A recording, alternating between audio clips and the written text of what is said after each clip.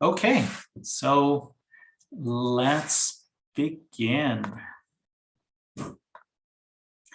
So this is what we're going to do today. We're going to start. There are two of us co-facilitating the session today. We're going to start with just brief introductions of the two of us, and then we will move into a description of the program, just kind of an overview. We'll tell you a little bit about what's not available here at University of Calgary, and also the various courses that make up the program. And then we'll spend a bit of time talking about admissions, the admissions process, specific admissions requirements, admissions requirements, and then also, aside from their requirements, which are like the minimum standard, the competitiveness of the program to get into, and various suggestions for how to increase your chances of getting in. And then we will end with some questions, question time, which will not be recorded. I would ask that during the formal part of the presentation, if everybody could leave their cameras turned off just to save on bandwidth, because I think we're up to close to over 40 people participating so far. And if everybody turns their cameras on, that could clog up the bandwidth for this session. All right, so without going any further, I think we will proceed. Shelley, would you like to introduce yourself? Sure. Thanks, Jose. So my name is Dr. Shelley Russell-Mayhew, and I am the EDSA chair. So I'm chair of counseling psychology. So if you have questions or anything about the program, I'm the contact person. Jose is kind enough to be offering to facilitate today because I just started in that role in September. So I'm quickly learning the ropes, and Jose's already expert. So I'm pleased everyone's here today, and look forward to chatting with you about our admission process. All right, and then I'm Jose, the former EDSA chair. Quite pleased to be no longer in that role as of September 1st, but happy to co-facilitate today's info session. I will point out that if you do have any inquiries about the program, that Shelley, Dr. Russell-Mayhew, is the correct person to contact, and her information, her email address is there. It is also available on our program website. All right, moving along. So then, we are going to be focusing on the Master of Science in Counseling Psychology program at the University of Calgary. For those of you that signed on to the info session but are interested in applying to the PhD program instead, be aware that this session does address the master's program. There might still be some things that are useful for you, but really the focus is the master's program. And you can find out about both the PhD program and the master's program, the MSc, from the graduate academic calendar. Be aware, and I do say this intentionally, focus on the requirements that are in the graduate academic calendar, not our program website. The graduate academic calendar is the official document. We try to keep the website up to date, but things are often changing and shifting around. So if there's ever a discrepancy between what we say in our website and what we say in the graduate academic calendar, it is the information that in the graduate academic calendar that is the official information for the program. All right, and the final slide, there's a list of different links, including a link to the graduate academic calendar. Anyway, so our Master of Science in Counseling Psychology does focus on counseling psychology research and practice. Our program has an equal emphasis on both the research and practice side of the specialization. Our program consists of 42 units, 13 courses worth of coursework, and a thesis. The 42 units of coursework includes 500 hours of practicum spread out, basically starting in the winter of the first year. There's a 4-month practicum. And then in your second year, there's an 8-month practicum. As I mentioned, our program jointly emphasizes research and practice, and as such, we follow a scientist practitioner model of training. Everybody will be trained to and get experience in conducting research, as well as conducting counseling psychology practice, assessment, and counseling. Finally, one of the features that I believe does distinguish our program from many others is that we are explicitly have social justice as our core guiding value. Don't get me wrong, many counseling psychology programs in Canada focus on social justice. It's one of the things that distinguishes counseling psychology from other specializations.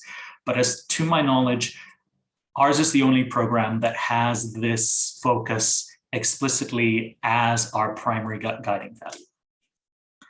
All right, so that's just a very brief overview of the focus of our program. And I just want to make sure everybody's aware that our program does lead to a variety of different outcomes. As I mentioned, ours is a thesis-based program. So it prepares students to pursue doctoral studies if students wish to pursue doctoral studies. However, in Alberta, it is possible to register as a psychologist with a master's degree. This is not true in all provinces, but it is true here in Alberta. So aside from pursuing a PhD, at the end of our master's degree, it is also possible to pursue registration with the College of Alberta Psychologists. You complete all the coursework requirements for registration, and you would apply to work as a provisional psychologist under supervision for a couple of years before practicing independently. Be aware, for those of you that are signing in or coming in from different provinces have different rules. I believe BC, Ontario, maybe Quebec as well, I'm not sure. But anyway, other provinces do require a doctoral degree, so completing our master's degree will not qualify you for licensure in those provinces. Our program, though, is designed for this province and therefore does allow graduates to pursue registration as a psychologist in Alberta. And so our graduates end up working in a variety of different settings. School settings as psychologists working at schools, post-secondary institutions, university and college counseling centers, community agencies as well, hospitals through AHS, Alberta Health Services, and in private practice. So those are a range of the different possible outcomes from our program. All right. Now let's talk a little bit about what's not possible, both in our program and stemming from our program. First, we do not offer a course-based degree option. So we are no longer admitting students into our course-based Master of Counseling program. It's still on the books because there are still a few folks who are finishing up the program, but we have no plans to continue offering it once the people who are currently in the program have graduated. So if you're looking for a course-based master's degree, I believe that most of the other universities offering counseling psychology degrees here in Alberta do provide a course-based option, but we do not currently. And our program is a full-time degree option. So if you are looking for a program that can be completed part-time while you're working full-time elsewhere, again, you may wish to consider other options, but our program is considered a full-time degree. Classes are held during the day, so full-time daytimes. In addition, assuming that we're not still dealing with COVID in the next couple of years, we do not have an online or blended instruction option. So normally, COVID notwithstanding, the program is held on campus at the University of Calgary so physical classes. Again, there are other options for folks who wish to pursue an online or blended degree option, but not here at the University of Calgary, at least not in counseling psychology at the University of Calgary. And finally, this other thing is important to note for those of you that are thinking about pursuing a PhD following our degree. In some psychology programs, particularly clinical psychology programs, the transition from master's into the PhD is more or less automatic. That is not the case in our program. We do offer a doctoral degree in counseling psychology, but it's a separate application process. Completing our master's degree does not guarantee entry into our PhD program. And just logistically, if you think about it, we admit about 12 students into our master's program and then 6 students into our PhD program. So, and we look at graduates from other master's programs for entry into our PhD program. So even if we were only admitting our students, at least half of our students would not gain entry into our PhD program. So just do be aware that this is we consider it to be a terminal degree, and then we offer a PhD in counseling psych as well, but it's a separate application process. Having said that, if you complete our degree program, you do meet all the prereqs for entry into our PhD program. But that's not the point of today's session. We are going to focus on the master's degree here. So if you are looking for something that's either a course-based degree, part-time degree, online degree, or some kind of combined master's PhD option, you would need to look elsewhere, and here are some specific places that you may wish to consider. So the University of Calgary does offer within the Workland School of Education, which is where our counseling psychology program is located, also offers a school and applied child psychology program. That is a terminal master's degree as well, but I believe they have a course-based Master of Education program that I think is blended instruction. At any rate, that might be another option. If you're looking for a combined master's PhD option, University of Calgary Psychology Department offers a clinical psychology degree that you might wish to look into as well. So the School and Applied Child and the clinical psych programs here at U of C do also lead to registration as psychologists in Alberta. Finally, you may wish to consider other universities. There are lots of fine programs that lead to licensures as a psychologist across Alberta and across Canada. So if you're looking for something that's a terminal master's degree, the Canadian Counselling and Psychotherapy Association does maintain a list of relevant programs that I would encourage you to look into. Obviously, I believe that our program is the best program, but it may not suit everybody's needs. So just wanted to let you know about some of the other options that are out there. Okay, moving right along. So this is the next 2 slides. We're going to talk about the courses that make up the program. We have EDPS 600 and EDPS 601, and these courses combine a focus on theories of counseling and interventions or skills in counseling. They probably form the backbone of our first 8 months of the program. In addition to that, as I mentioned, since this is a thesis-based program, we do also have a focus on research. So there's a graduate level statistics, research design and statistics course. Ethics in professional psychology is absolutely a core requirement for any program that is preparing people to practice as a psychologist. So we offer it. And then we actually have 2 assessment courses. The next one is on the next page for reasons that will become obvious. But EDPS 615 is our first assessment course. It focuses more on psychometric theory, the general theory, and the DSM. Cultural influences of professional practice. We believe this to be a core area of practice. We think that we've had culture, the 625 course as a mandatory course for quite a while. We're noticing that other programs are also beginning to require it as well. So the field is catching up to us. I did say we were the best program, right? So clearly we're also the leaders. But anyway, it is a focus on cultural influences, theories of career development. One of the things that distinguishes counseling psychology from clinical psychology and school psychology, for that matter, is the focus on career development and vocational psychology. So this is a mandatory course in our program.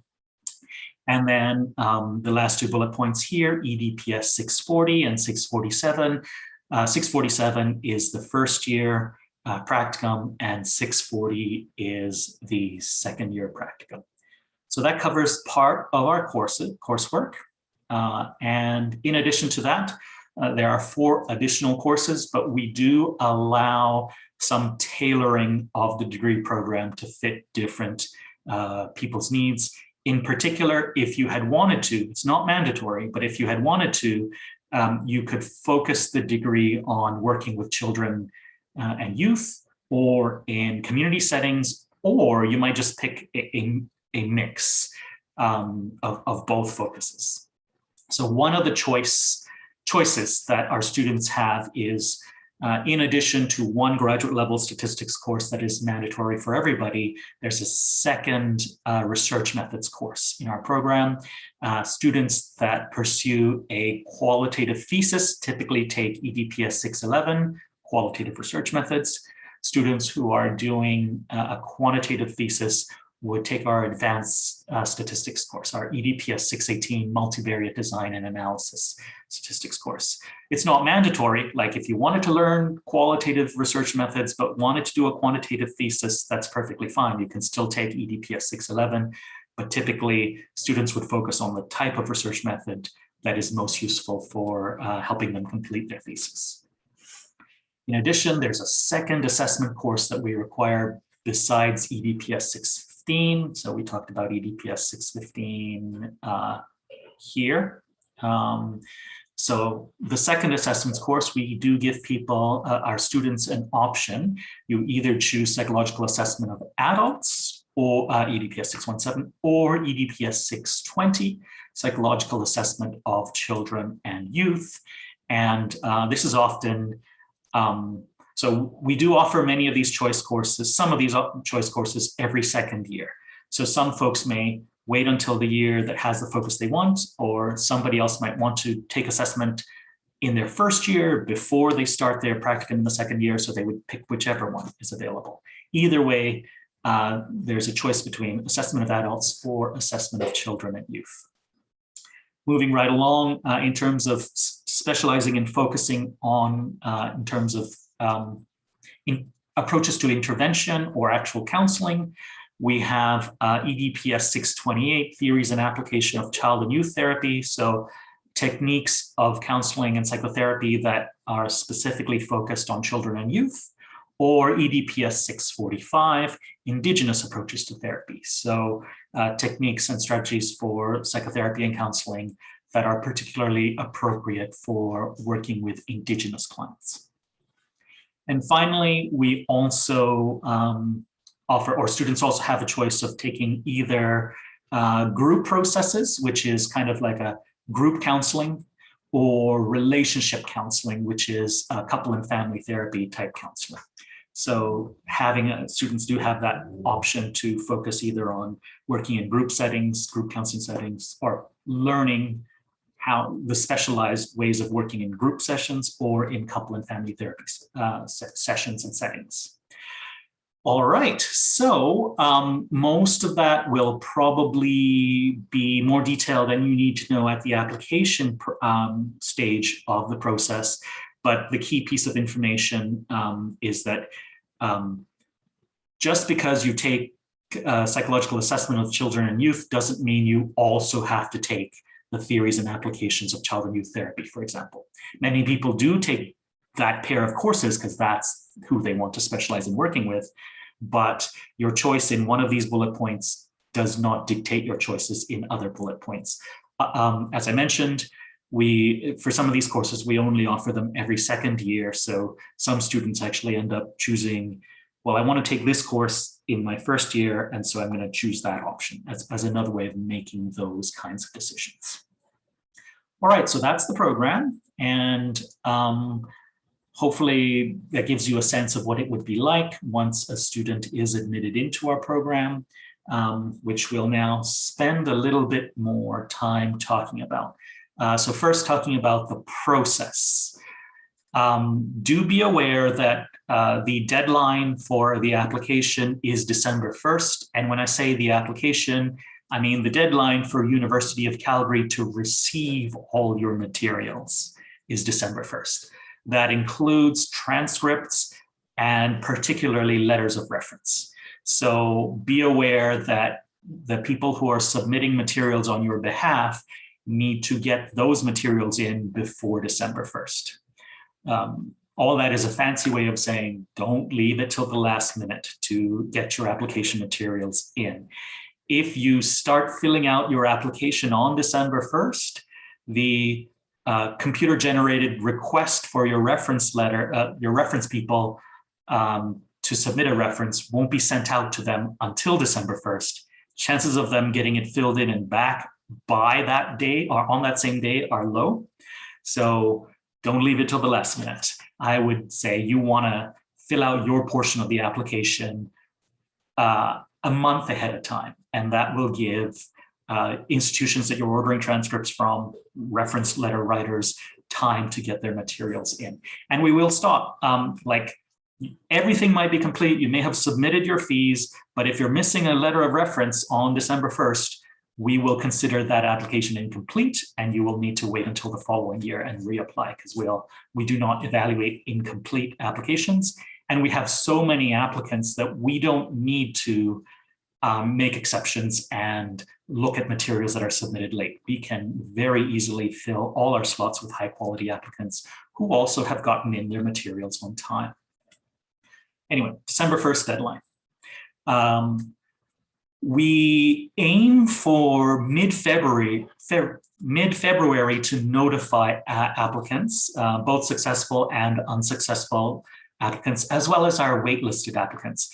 Every year we have quite a few people who are waitlisted because they are excellent candidates, but they may not be among the top, so we can't offer an initial admission to them, but we do let them know that they're waitlisted if spots become available. Anyway, mid-February. Notice though I say we aim for mid-February.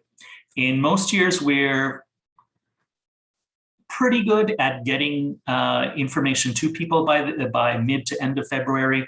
Last year, and quite possibly this year, basically, COVID has really affected everything at the university side of things in terms of processing applications, processing scholarship applications. We probably will not meet the February, our own February deadline this year due to the COVID situation. So if it's February 15, don't worry. If you haven't heard from us by end of April, then you probably want to contact us to say what's going on.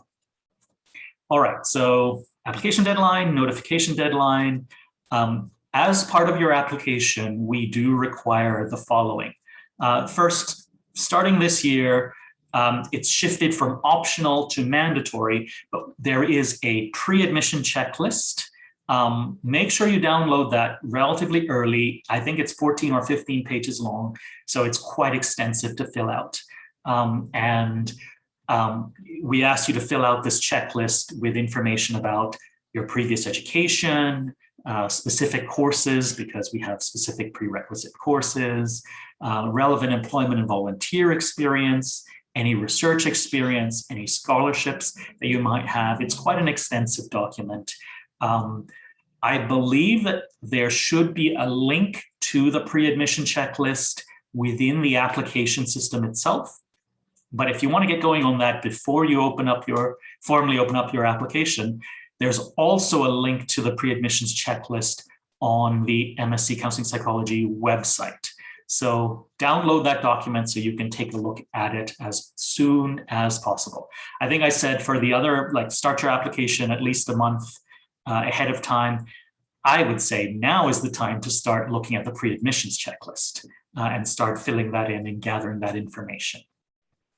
In addition to that, transcripts, we do require transcripts from all post-secondary institutions that you have taken courses from, not just the institution that you graduated with your bachelor's degree from. So that does take a while, can take a while to gather those transcripts. You'll notice there's a star there this year, and that is because COVID doesn't just affect things on our end of things. We are well aware that during the COVID times, the process of obtaining transcripts can be slow.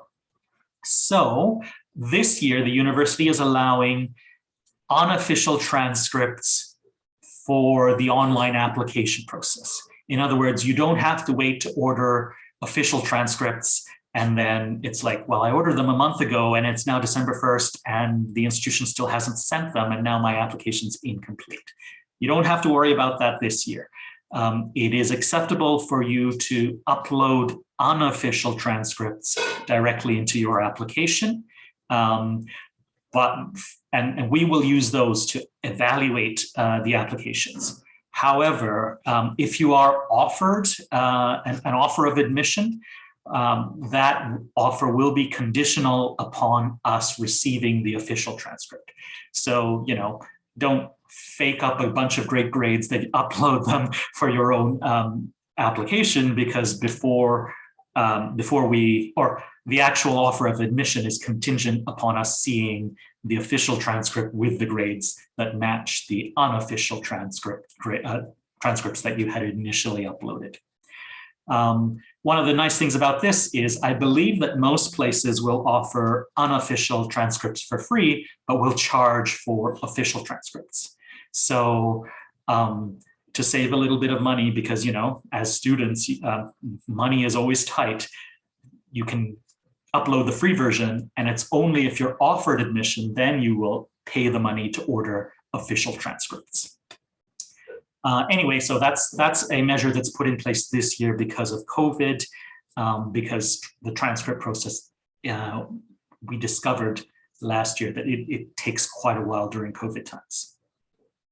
In addition to that, 2 academic references. So these are letters of reference from 2 people who can comment on your scholarly potential. If you completed an honors, like a bachelor honors thesis as part of your bachelor's, or if you have a previous graduate degree that's a thesis-based, probably your best option would be the supervisor for that previous thesis. In addition, the second one, or for the majority of folks who don't have a previous thesis, it would be 2 academic instructors who can comment on your potential for succeeding in graduate studies. If it has been a long time since you've been in school, it gets a little bit more difficult in terms of who you can ask. If you do have remained in contact and you do have previous instructors who you're still able to contact, they would probably be the best option. If you don't have anybody because they're all retired, then do your best to find somebody who can comment on your scholarly potential. Yeah, often if it's been a while since you were last in school, you may find it useful to take additional courses to strengthen your application, or because you're missing prerequisites. Those folks would be another option if you don't have instructors that you already have in mind who can comment strongly on your potential for pursuing graduate studies. Anyway, we do require 2 academic references. In addition to that, we require a 500 word, and you'd be amazed at how little space 500 words is when you actually start writing it, but it is a 500 word statement of intent. What we want to know is why you're interested in our particular program. I've already talked about in previous slides how there's lots of different options, both in Alberta and across Canada. So why U of C, and Also, what are your research interests? What do you want to do for your thesis? Because this is because we follow a scientist practitioner model and we are a thesis-based program, it's just as important for us to consider your research interests as it is to consider your clinical interests, your counseling interests. So what do you want to do for your thesis? And if possible, this is less important, but it can be useful. Who are the potential supervisors that you're thinking about? We'll talk more about that in one of the subsequent slides. For those of you who are international students, if you come from a country that University of Calgary says, well, you need to demonstrate English language proficiency, there's additional documents you have to submit for that. This does not apply to Canadian applicants. But again, the university is well aware that many of the standard ways of the English language proficiency exams are not readily accessible during COVID times. So this year only, well, so far this year, who knows whether COVID will still be around next year, hopefully not. But anyway, this year, the university does accept the TOEFL IBIT, which I believe is an online exam, or the Duolingo English test. Both of these can be taken from home, I believe. At any rate, and they're not normally acceptable, but this year they are acceptable. So more information about that can be found on the International Student webpage. All right, I do see a question in the chat box that I think is worthwhile addressing. So the question is, how much time do references get to fill out the reference letter? Is there a time limit? So the deadline is December 1st. And as for how much time the reference people get to fill it out, that is entirely up to you. Well, I would recommend you start talking with potential reference letter people right away to find two people and let them know that that information or the request to fill out a reference will be coming.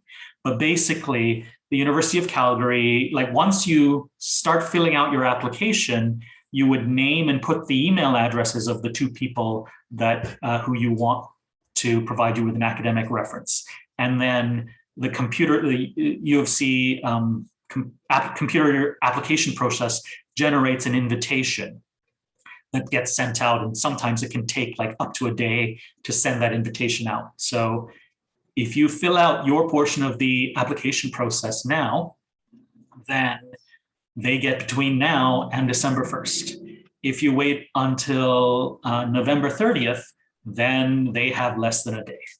One of the other, actually, while we're talking about this, one of the other things to be aware of is that you don't have to fill it out and submit it all in one session.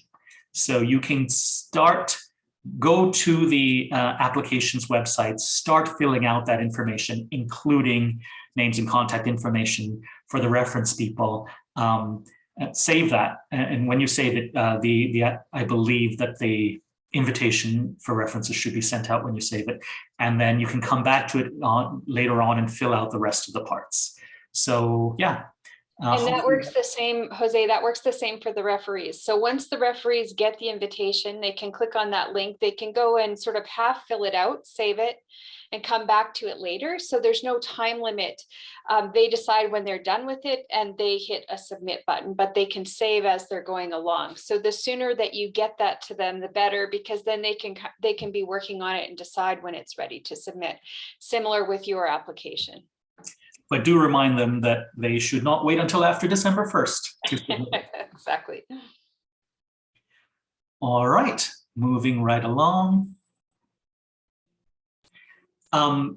Let's talk a little bit about the minimum admission requirements. So these are the formal admission requirements.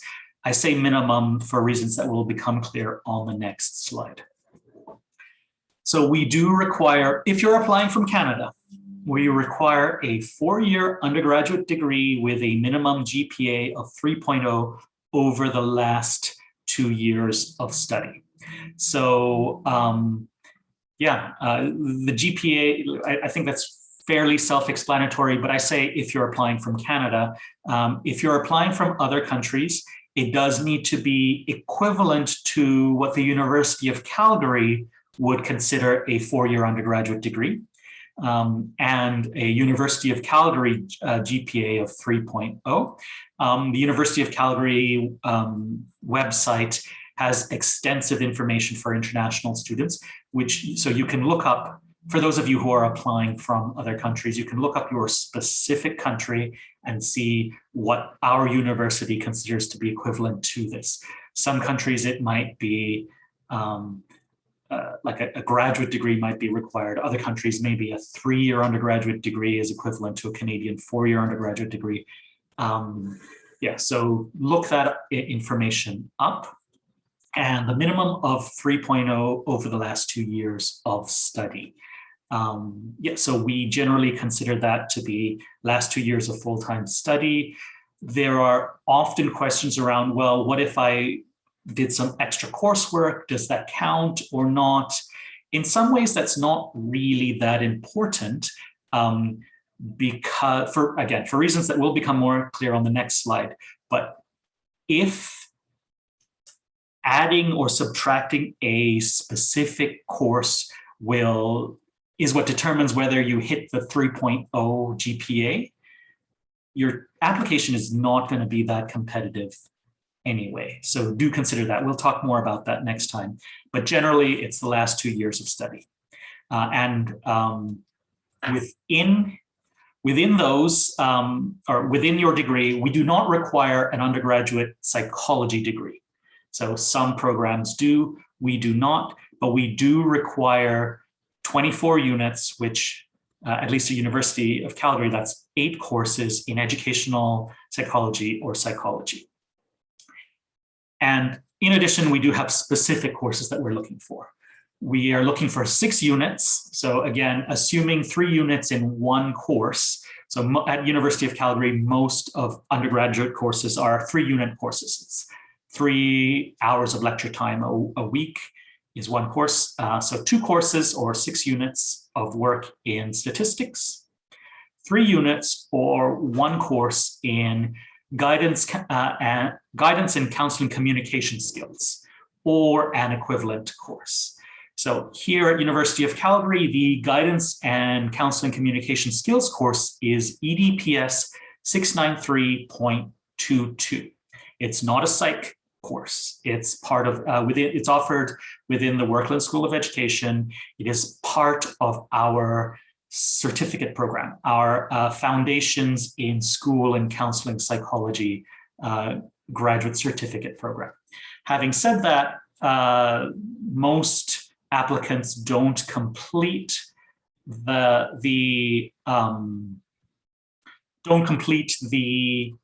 our certificate program, so we definitely accept equivalent courses, anything related to counseling skills or working alliance. What we're looking for is an undergraduate course that's 3 units or 1 course where you have assignments where you need to actually demonstrate counseling-like skills, people helping skills, often through video. I think a common option that many students, even if you're applying from University of Calgary, many students end up taking Athabasca University's Psych 405 to fulfill this requirement. Or students who don't take our graduate certificate in Foundations in School and Counseling Psychology often take Athabasca University's Psych 405 instead. And I believe that course is called Working Alliance.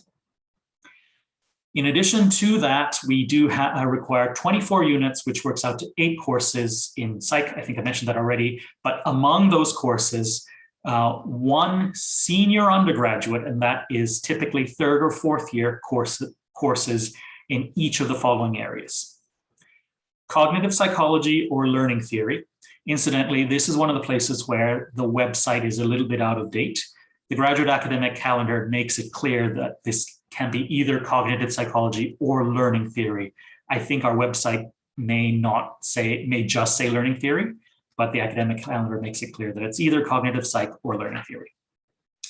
1 course in developmental psych, a course in social psych, a course in biological bases of behavior, so biopsychology, psychopharmacology, something along those lines, and then one course in personality theory. All right, so those are the specific admission requirements. I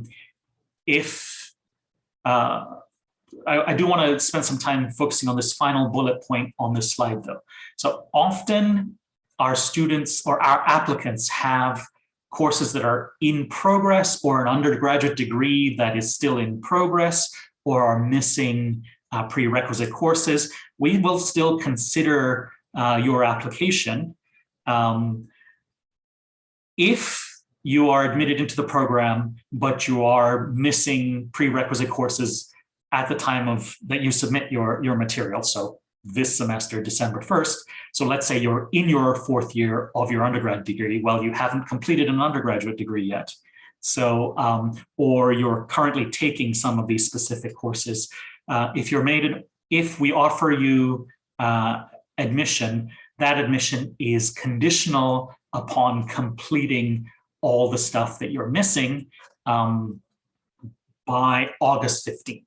So you have until the following August 15 to finish your undergrad degree.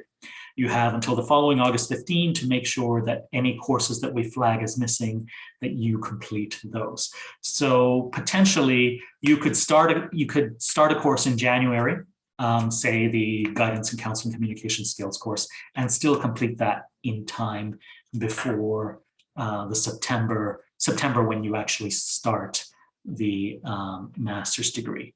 All right, and I'm noticing a bunch of questions in chat, so I'm going to take some time to look at those. Give me a second. All right, so there's a question related to awarding students with credits rather than a grade. Yeah, so we will likely look at the last 2 years where you actually have a GPA for GPA calculation purposes. We will look at the credit, non-credit options when we're looking to see if you've completed the prerequisite courses. All right, so hopefully that makes that clear. We also do, as we'll see on the next slide, we also consider the entire GPA across the entire degree. But with this credit, like University of Alberta, for example, I believe last year, all courses in the winter semester across the whole university were simply credit, non-credit. So we would be looking at the previous 2 years where you actually have a GPA. And then Kathleen, thank you, Shelley. So yeah, the name of the certificate program is in the chat. That is an online part-time certificate. It starts July, I think, yeah, it starts July 1st. So if you had wanted to take the guidance communication skills course as part of the certificate, you would know by this point in time whether you're in that certificate, because you would have already started that certificate in July. Yes, Marlon, can we clarify what classifies as senior level? Yes, and you are absolutely correct. So basically, for universities where the first year psychology course is a 200 level course, we consider senior undergraduate as being 300 and 400. That would be the case here at U of C. However, for universities that have the first year psych course, the intro psych course at the 100 level, then we would consider 200 level and up to be senior undergraduate. So in other words, University of Alberta, and this commonly comes up, most of our applicants come from U of C or U of A. At U of C, we're looking at 300 and 400 level courses. If you did your undergrad at U of A, in their psych department, we're looking at 200 and 300, well, and I guess 400 level courses. So part of the answer to that is it depends on when the intro to psych, or what course number the intro to psychology course is numbered at your institution. All right, moving right along to the next question. Should those be listed in the pre-admissions? Yes, absolutely. So the question is, if there are courses that are in progress that meet specific requirements, you should list those. First, if they're in progress, they should show up on your transcript. But in addition to that, list them as well as when you anticipate this, completing them in the pre-admissions checklist. Absolutely list them. What if my university does not offer the counseling theory course? The good news is you don't need a counseling theory course at the undergraduate level here at U of C. You do in some places like UBC. But if you're asking what about the counseling skills course, there are options to take counseling skills courses at other universities. Specifically, I think I mentioned Athabasca University. This is a distance learning education or distance education university located here in Alberta, but that serves Canada and beyond.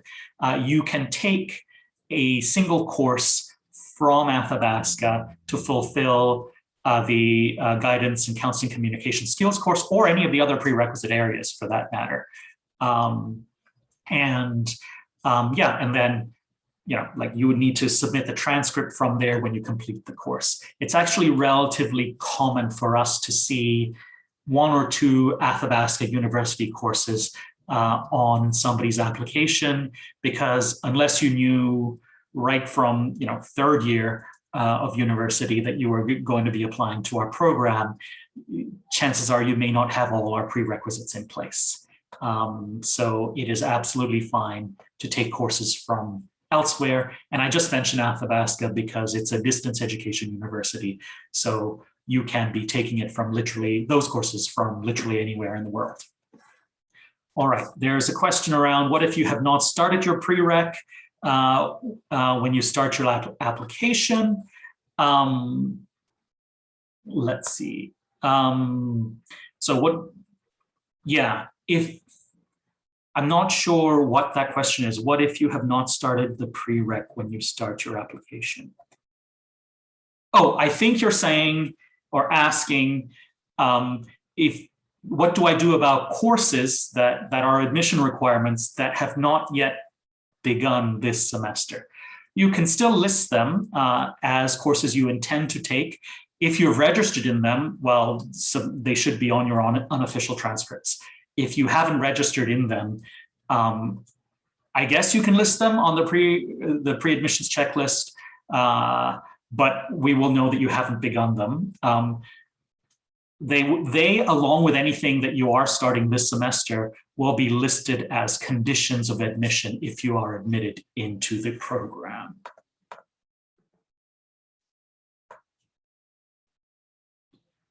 Okay. So another question around what counts as senior. Basically, the institution, if your intro to psychology course is at the 200 level, the first initial psych course that you take is at the 200 level, then it's 300 and 400. And graduate courses would be considered senior. And if things beyond the intro to psych course start at the 200 level, then we would count 200 level and up as senior. All right. If you're applying internationally, these are variations within Canada. If you're applying internationally, I would encourage you to attach some kind of explanation or a link to indicate what is considered senior undergraduate at in your university, in your country, because you may not use 100 level, or your institution may use an entirely different system for indicating like levels of courses. So everything that I've been talking about in terms of senior, I am talking about the Canadian situation. It does get more complicated if you're applying internationally. Attach an explanation. We likely will confirm things by looking things up, but at the first step, it's easier for us if you explain to us and we're looking to confirm that that counts as senior rather than us digging through the entire internet trying to figure out for your specific institution in your specific country what counts as senior. All right, so moving along, do you mean that? I'll just field one here, Jose, because I know there's a lot to follow. So there's just someone asking. So currently on your screen, you'll see that we require one senior undergraduate course in each of those 5 cognitive psychology, learning theory, developmental psych, social psych, biological basis, or personality. So yes, to clarify that it means for those 5 categories, we require at least one senior level course in those 5 courses. In each of those 5 course areas. Yeah. Moving to the next question. Yes, so we require an undergraduate degree. It does not have to be a BSc. It can be a BA, it can be a B.Ed, can be like a BSW, Bachelor of Social Work.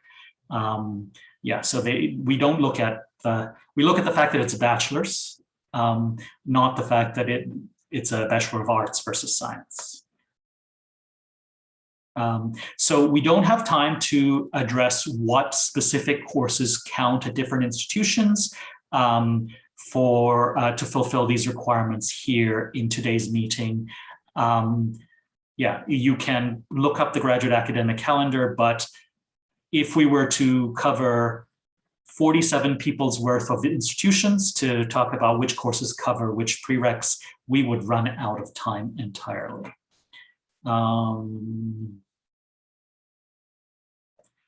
So what's that? Is that entire academic year not be included in the GPA calculation? I'm not sure. So there's a question around if you're applying while you're still a student. We look at the most recent 2 years worth of courses. Again, please don't be stressed out about the 3.0, because if you're close to 3.0, you're not going to be competitive anyway. And I think I'm just being aware of the time. I think I'm going to move on to the next slide, and we'll move to Q&A afterwards. But we do have only 7 minutes left, and probably the most important slide still to go. And that is the competitiveness, how to be a competitive applicant. So yeah, let me give you some sense of what we're talking about. So last year, there were nearly 120 applicants competing for, we had capacity to admit 11 students. This year, will have approximately 12 available spots, and we're expecting over 100 applicants as well. Because of this situation, simply meeting the minimum requirements does not guarantee entry. And in fact, if you're at the minimum, like if you're close to 3.0, chances are you will not be a competitive applicant. However, we do not just look at GPA, we look at a wide variety of things.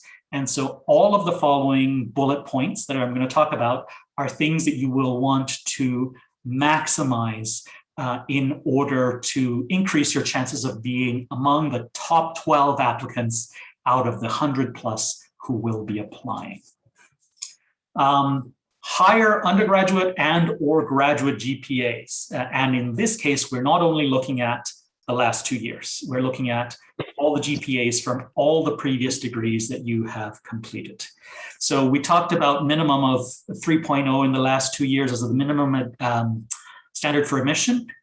Over the past 5 years, the average GPA of students who were successfully admitted is 3.76. So half of our applicants had GPAs higher than 3.76. Half our applicants had GPAs lower than 3.76, but very few applicants had GPAs around the 3.0 mark. So be aware of that. We do consider whether or not somebody has had a previous psychology degree, either at their undergraduate or graduate level. you do not need to have a psych degree to be admitted into the program.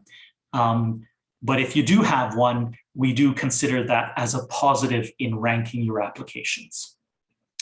And it can be either at the undergraduate or graduate level. We are seeing an increasing number of applicants with a master's degree in experimental psychology, even a few applicants with like a PhD in some non-counseling area of psychology who are applying to our program. We absolutely will accept a previous PhD in psychology or a master's in experimental psychology as being a strong indicator of a commitment to the profession of psychology. We also consider research experience. So that includes completing an honors thesis, but any kind of experience that you can obtain, being a volunteer researcher in a research lab, or being paid as a research assistant, doing some kind of research work with a supervisor or professor on a team. All of that we view positively. We view previous scholarships obtained positively as well. So the more scholarships that you have earned previously, particularly national or international level scholarships, we consider that in the application process. In addition to that, we do absolutely consider previous counseling related volunteer or employment experience. So you will want to be doing things like that. And things that might be close to counseling for somebody that does not yet have their first bachelor's degree could be things like volunteering for a phone crisis line or volunteering as an educational assistant in a school system. You know, if you have been a teacher for 5 years and worked as a guidance counselor, obviously we would rank that strongly. If you've been working as a social worker with a BSW degree, and we would rank that strongly as well. So either volunteer or employment experience. We do consider completion of the prior degree at the time of application. We do not require it, as I think I made clear in the previous slide. But if you have already completed your degree and completed all your requirements, we do consider that in the application process. And one of the most important things that we consider is research interests that align with those of the counseling psychology faculty. So you absolutely should take a look at our program website for what areas of research the different faculty members are doing. You probably also want to email faculty members to ask them if they anticipate admitting students in the coming year, but do be aware that if people are away on leave this year, they may not respond to those emails. Even if you don't get responses, take a look at our website for the areas that we do research in and see who might be a potentially suitable supervisor. And if nobody among the counseling psych faculty is doing research that aligns with you, you may want to think twice about whether this is the right program for you. Occasionally, we will allow folks to be paired with a supervisor in our school and applied child psychology program, but only if they have space, and they will take their own students before they consider supervising our students. We do not, and this is a key piece of information, we do not permit faculty members from University of Calgary's psychology department to supervise our students. The counseling psychology program is located in the Workland School of Education, not in the Department of Psychology. They are not permitted to be supervisors. So if you have done your research on the psych department and found somebody there who would be the ideal supervisor for you, you should be applying to the clinical psych program that they offer, not our program. All right, so counseling psychology faculty member interests that match yours is what we are looking for. All right, I see that the questions are piling up. I think we will proceed to that. We are at 8 o'clock. I do have some time to continue addressing these questions, but I know that not everybody does. Some folks may have only scheduled an hour. So I'll just quickly go over these resources, and then we'll turn off the recording and we'll continue talking back and forth about the questions that have come up. All right, so and for those who are watching this over the recording, here's where you would pause so that you can look at this information in more detail. But we have lots of resources. The graduate academic calendar has a description of our program. Our webpage has the list of counseling psychology faculty members who are potential supervisors, but you may wish to contact them to ask them if they're actually accepting folks in the coming year, because not everybody will be.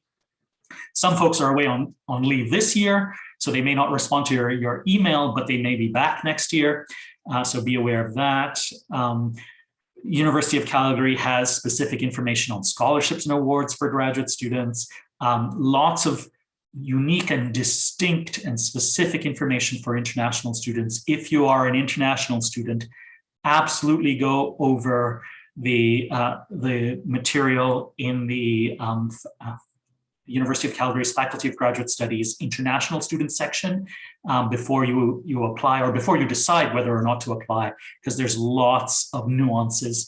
And of course, they vary from country to country, so we don't have time to discuss them in this session. And I always give this advice to everybody. Our program is highly competitive to get into. So is virtually every graduate level counseling psychology and counseling program in Canada. So do consider applying to, I strongly encourage you to apply to multiple programs, apply to everywhere that you're actually willing to attend, because the more places you apply to, the more chances there are that you will make that top 12 or top however many in at least one place. And the Canadian Counselling and Psychotherapy Association does maintain a list of master's programs across the country. So that's a good starting place to look. And I can tell you that there are several other programs right here in Alberta that I still think ours is the best, but that are probably good enough in case you don't get into our program. Okay, so I think that will end the formal portion. I'm going to stop the recording if I can figure out how to do that. And then we will move on to, I believe we're up to 16 additional questions. But I will stop the recording at this point.